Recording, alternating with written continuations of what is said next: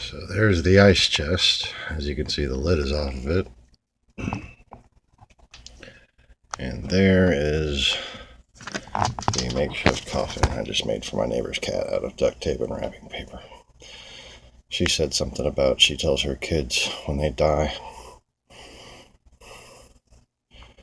they go to a bridge of rainbows and they cross a stream where all their family and all their pets and all their friends are waiting for them without time. And the wrapping paper I just happened to find, just big enough to cover that box. I did not cut it. The cardboard should be on the ground here. There it is right there. Happen to be rainbows with animals.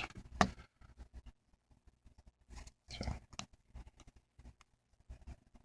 small blessings.